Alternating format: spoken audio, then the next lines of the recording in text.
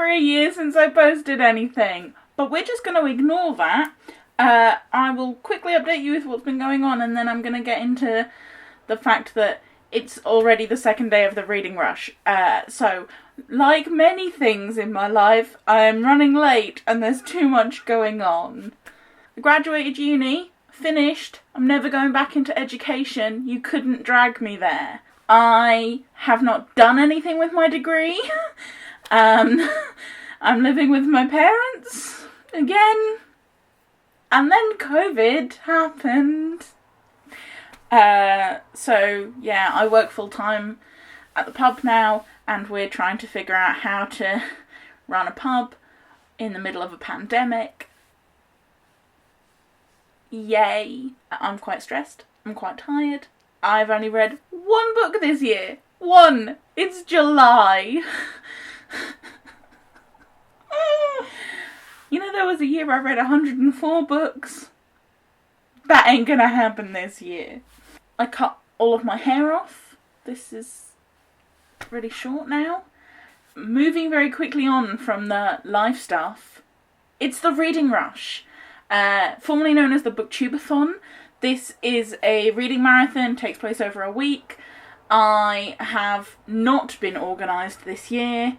I didn't know whether I was going to take part until like 2 days ago, and I spent the first day doing no reading at all. I haven't read a single page, and I've used up a seventh of my time.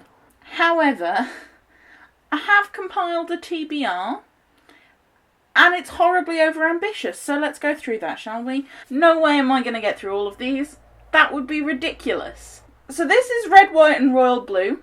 I know it's supposed to be about, like, the first son of the States and a prince of England. I've mostly bought it because I'm highly sceptical of how people who aren't British portray Britain. Particularly things that other countries think they know about, like the royal family. But also it's a gay romance novel, and a lot of people I know say they really love it. So I'm a bit sceptical, but I'm going in, and it's an easy read. Next up, I've got An Absolutely Remarkable Thing and A Beautifully Foolish Endeavour, both by Hank Green. A Beautifully Foolish Endeavour came out last week, and this is one of my favourite books of all time. I think it is phenomenal, but also it's very complicated and I've forgotten quite a few of the details. So I don't want to jump straight into reading the sequel without rereading the first one. The Other F Word is a non-fiction book about radical fat activism and being fat. I've had it on my shelf for a couple of months and I've been wanting to read it but just never got around to it. Also, it's really small, so I should be able to get this one done. So then I've got And the Ocean Was Our Sky by Patrick Ness. I've read a lot of Patrick Ness's books, and I really enjoy them. I think there's been one or two where I think he's missed the mark, but mostly I think his work is really, really great. This has really gorgeous illustrations in it, and big font, and a small book. I've then got Crazy Rich Asians by Kevin Kwan. I saw this film when it came out in cinemas.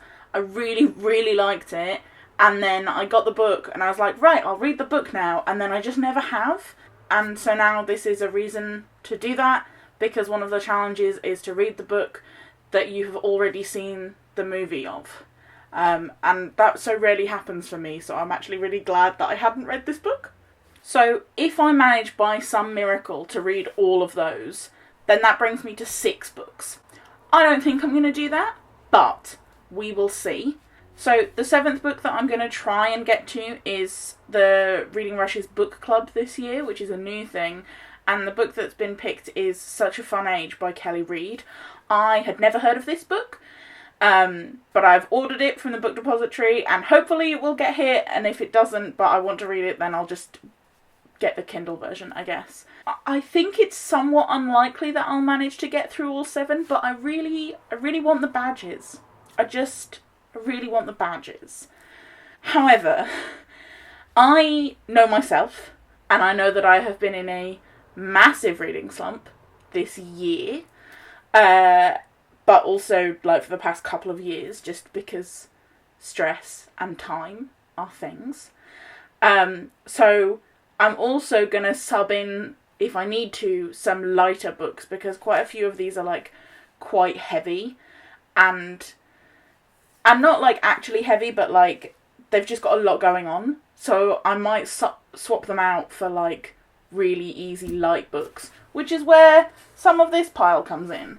So read a book that is the same colour as your birthstone. I'm born in January, so technically my birthstone is garnet. However, there's also like secondary birthstones, and one of those is onyx, and I'm going with that. So I'm going to use this book, which does have red, but also black, and I'm going to say that counts. Read a book that starts with the word the. That's this one, the other F word. And it's also read a book in a genre that you've always wanted to read more of, because it's non-fiction. Read a book that inspired a movie that you've already seen, Crazy Rich Asians. This one also qualifies for read a book set on a continent that you don't live on. For read a book completely outside of your house, I'm just going to do that with whichever book I'm reading at the time when it's nice weather, and then we'll see. So I don't want to decide which book that's going to be, but I will talk about it at the end of the week if I manage to do it. So the final reading challenge is to read the first book you touched, and I am going to interpret this as the first book I touched in this video, which was Red, White and Royal Blue. There are a couple other challenges of like read 7 books, read a 5-star book, take part in a Twitter sprint. So I'm going to try and do all of those, but obviously I can't know if I'm going to read all 7, and I can't know if any of these books are going to be 5-star books before I've read them. Except that I will be rereading An Absolutely Remarkable Thing, and that was a 5-star book. So maybe I will be able to tick that off, definitely. Anyway, I am going to try and figure out what I'm actually going to read and then edit this video. And I will see you hopefully again at some point this week with some more updates on reading. Goodbye!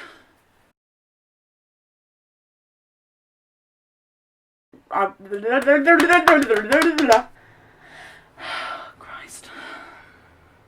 I have not done this in a long time, and it shows.